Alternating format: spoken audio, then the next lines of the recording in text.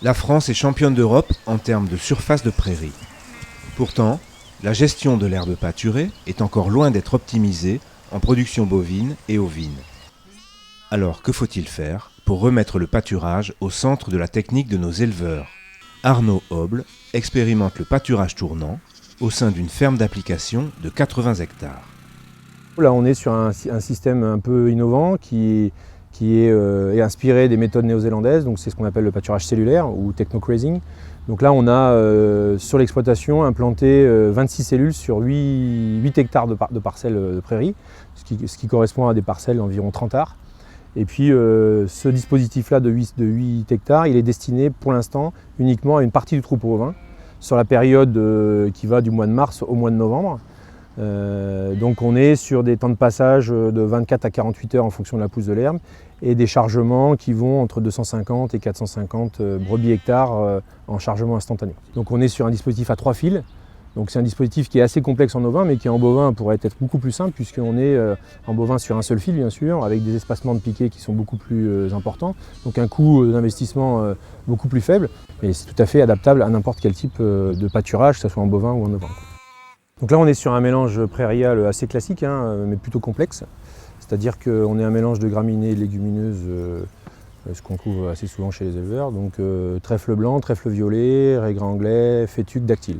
En fait on découvre les bienfaits de cette technique-là au fil du temps. On s'aperçoit qu'on a une productivité des prairies qui est boostée.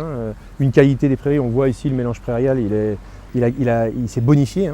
On s'aperçoit aussi qu'il y a un effet fertilisant du fait que les animaux sont répartis sur toute la parcelle et que les effluents aussi sont répartis sur toute la parcelle.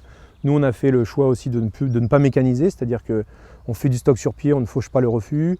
Donc il y a plein d'éléments intéressants qui peuvent apporter un plus aux éleveurs qui mettent ça en place. Donc un des éléments importants aussi dans la décision de l'éleveur, c'est l'abreuvement, puisque on sait que les animaux ont besoin d'eau en permanence. Donc si on est obligé d'avoir à trimballer des tonnes à eau en permanence, c'est compliqué.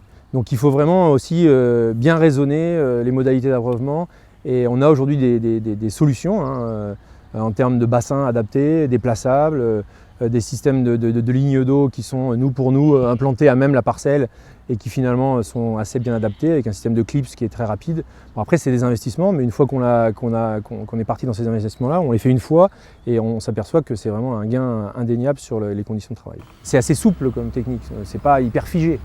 Après, chaque éleveur aussi a les conditions pédoclimatiques qui lui sont propres, a des qualités de parcelles qui lui sont propres, donc il va adapter en fonction des années, en fonction de ses qualités de parcelles. Nous, on n'a pas du tout conduit de la même manière que l'année dernière, par exemple. Et je pense que quoi qu'il arrive, c'est une technique qui est globalement hyper intéressante sur le plan de la productivité de la prairie et sur la rentabilité de l'exploitation de l'herbe, en tout cas de cette manière-là. En 2011, ça a débuté, j'ai découvert le pâturage dynamique par un total hasard. Je vais à une réunion de l'association Base à Bressuire pour autre chose, c'était l'intégration du semi-direct dans une exploitation viande et quelqu'un est venu me parler du pâturage dynamique et vu ces résultats, je me suis dit je ne suis pas bon, il faut que je modifie et là je suis rentré, ça m'a travaillé un petit peu pendant 2 jours, j'ai pas trop bien dormi et après j'ai pris un plan, j'ai redessiné mes parcelles, j'ai refait tout mon circuit d'eau et ça a été parti et j'ai débuté comme ça. En 2011 j'avais 5 lots différents, entre les génisses, les vaches avec des mâles, les vaches avec des femelles. Et la première année j'ai décidé de réduire à 3 lots pour une mesure de simplification et d'augmenter le chargement à l'hectare. J'ai vu que la deuxième année c'était encore trop juste, donc j'ai décidé de passer à 2 lots pour augmenter le chargement instantané à l'hectare. Depuis cette période, je tourne avec 2 lots, avec des avantages et des inconvénients, puisque les jours de pluie, j'ai un petit peu plus de bêtes. Mais l'avantage, c'est que ça me permet d'avoir peu de travail, puisque j'ai que 2 lots à gérer. Je suis passé d'un chargement de 1,4 UGB hectare en 2011, et à peu près en 2016, je devrais arriver à 1,8. Un 8 UGB sans aucun apport extérieur, ni amendement, ni engrais minéral, ni rien. Le résultat économique, il y a eu de bonnes améliorations puisque j'ai dû augmenter à peu près ma marge brute hectare de 150 €. L'augmentation de la production des prairies, de la qualité du fourrage, c'est tellement transformé que je ne connais pas les limites encore. Les limites, ça sera peut-être moi qui vais les apporter en disant Voilà, je pense frôler les 200 bêtes l'année prochaine. Bon, je suis tout seul, bon après, voilà, ce sera peut-être les limites. Alors c'est tout simple, j'ai réintroduit le pâturage à un moment où, ayant pourtant une exploitation avec de l'herbe, mais avec des MAE dessus qui m'empêchaient de la cultiver correctement, j'ai cru que j'allais déposer le bilan. Là-dessus, nous avons mis en place, grâce à la région Centre et à l'Europe, un programme herbe et fourrage en région Centre pour réapprendre à cultiver l'herbe, à ressemer, à retrouver de nouvelles variétés et ressortir les brebis, refaire du pâturage tournant. L'exploitation est très sèche l'été et très hydromorphe l'hiver.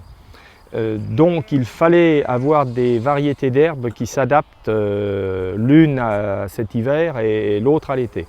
Donc j'ai choisi des mélanges de légumineuses d'un côté, avec le trèfle géant blanc, avec du trèfle violet, du trèfle hybride. Et j'ai choisi aussi d'y rajouter des graminées, donc de la fétuque, du dactyle, et puis dans certaines, des plantes à tanins. Alors le lotier qui vient naturellement l'été et que l'on retrouve naturellement dans les prairies permanentes de l'exploitation, et puis le plantain qui pour moi a un deuxième avantage, c'est une plante à pivot qui pour moi améliore la structure des sols. Alors le travail à l'année, bon, c'est un faible apport d'engrais en début d'année, donc 30 unités d'ammonitrate sur les premières prairies à faire pâturer, absolument pas sur les prairies permanentes.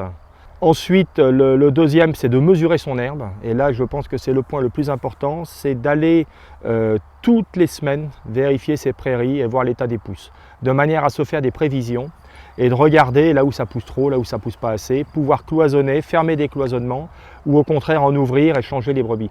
Et ensuite, c'est le pâturage tournant qui se met en place. Dès que la prairie atteint 8 cm, les brebis sont dessus jusqu'à ce qu'elles redescendent à 5 cm. Alors avec ces pratiques, je dirais que le troupeau se porte beaucoup mieux. Les animaux sont en bien meilleur état. J'ai beaucoup moins de problèmes sanitaires sur l'exploitation.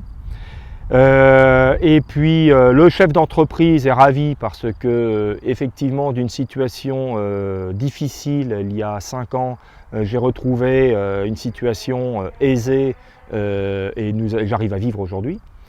Et pour finir, il est quand même beaucoup plus agréable d'être aujourd'hui sous le soleil plutôt que d'être dans les bâtiments en train de gérer un troupeau allaitant, à alimenter matin et soir, avec tous les problèmes inhérents à l'alimentation en bergerie.